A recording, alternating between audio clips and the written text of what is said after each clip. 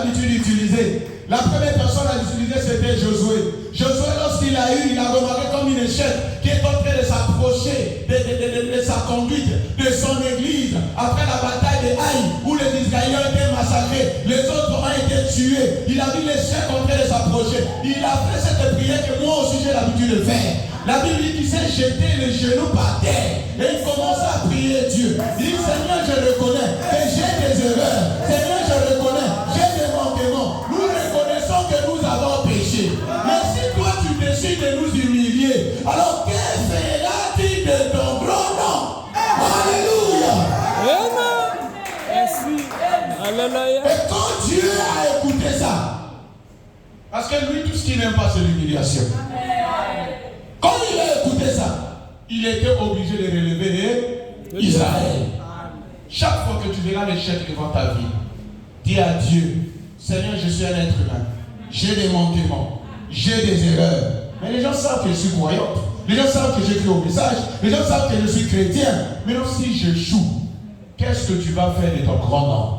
C'est pourquoi Dieu ne peut pas échouer. Il n'échouera pas dans ta vie. Quels que soient les combats que le diable a engagés, tu ne peux pas échouer. Je les déclare comme étant des paroles prophétiques.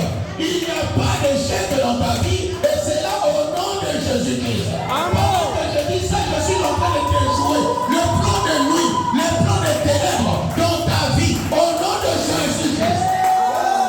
Alléluia. Ça ne marchera pas. Parce que tu appartiens à Christ. Oui, comme je vous ai dit, beaucoup de destinées sont trafiquées. Des jeunes qui étaient nés intelligents. Il a fait des études très brillantes. Il a obtenu ses diplômes. Mais jusqu'alors, il commence à voir l'âge de la retraite. Il ne travaille pas. Ce n'est pas ce que Dieu avait prévu dans sa vie. C'est le diable qui a volé sa destinée, qui a trafiqué sa destinée, qui a désorienté sa destinée. Laisse que chaque personne qui se trouve ici dans cet endroit, qui est dans cette même situation, par la puissance du Saint-Esprit, nous redressons le plan de Dieu. Amen.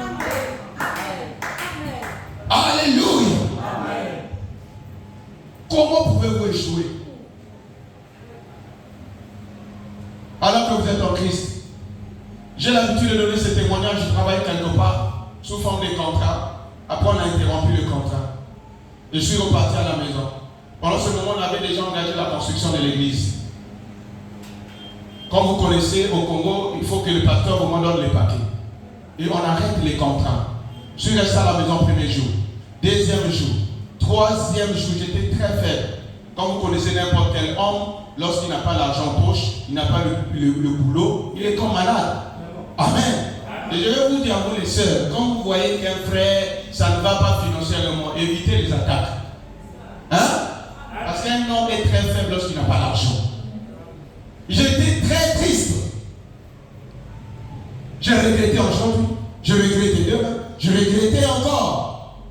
Et le troisième jour, le matin, j'ai pris quand même le courage d'ouvrir ma Bible.